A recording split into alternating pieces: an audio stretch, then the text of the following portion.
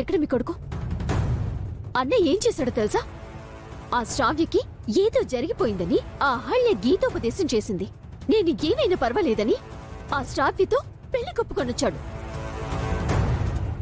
చెల్లి అని వాడు ఎలాగో మర్చిపోయాడు.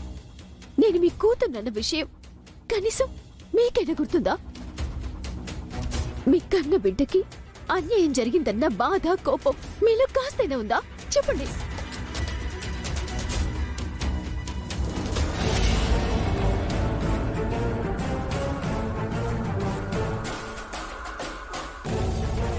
చెప్పరా?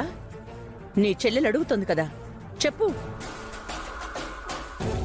ఏదో అదృష్టం దురదృష్టమని పెద్ద పెద్ద మాటలు చెప్పి నీ పాటికి నువ్వు పెళ్లి కుప్పుకొనొచ్చేశావు. మరి నా పరిస్థితి ఏంటి అని ఆలోచించావా? నిలువునా మోసం చేసి మరొకరిని పెళ్లి చేసుకుని నన్ను వదిలేశాడు గౌతమ్. నేను అడుగు పెట్టాల్సిన అత్తారిల్లు ఇప్పుడు నాకు పరాయిల్లయింది. ఇక మిగిలింది మీరే కదా.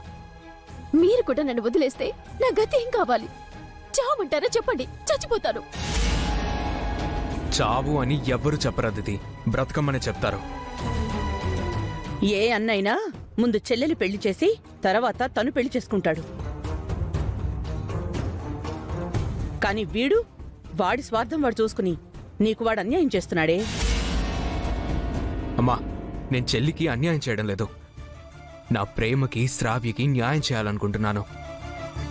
నువ్వు ప్రేమించిన ఆడపిల్లకి న్యాయం చేస్తావు, మరి నీ తోడు పుట్టిన ఆడపిల్లకి ఏం చేస్తావు? నీ ప్రేమ నువ్వే గెలిపించుకుంటానని వెళ్ళావు. సో ఇప్పుడు నువ్వే ఫైట్ చేయాలి. అంటే నా ప్రేమ కోసం నువ్వేం చేయవా? నీ ప్రేమని గెలిపించటానికి ఆ అహల్య చేసినంతైనా నువ్వు నీ చెల్లి కోసం చేయవా? అహల్య మా ఇద్దరి పెళ్లి జరిపిస్తానని మాటిచ్చింది. కష్టమైన ప్రయత్నించి ఇచ్చిన మాట నిలబెట్టుకుంది.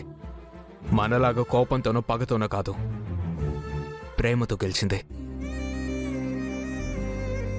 అభిమానంతో నా మనసు మార్చింది. నిజం చెప్పి నా కళ్ళు తెరిపించింది. అంటే ఇప్పుడు తను గ్రేట్ అంటావు, నేను నా ప్రేమ వేస్ట్ అంటావు, అంతేగా? నేనలా అనలేదు అదితి. నీ ప్రేమని కాదని అహల్యని సపోర్ట్ చేయడం లేదు. నీ ప్రేమని నిన్నే గెలిపించుకోమంటున్నాను. ఒక అన్నయ్యగా నువ్వు సంతోషంగా ఉండాలని కోరుకుంటున్నాను. అలాని నిన్ను సంతోషపెట్టడానికి మరొకరిని బాధ పెట్టలేను.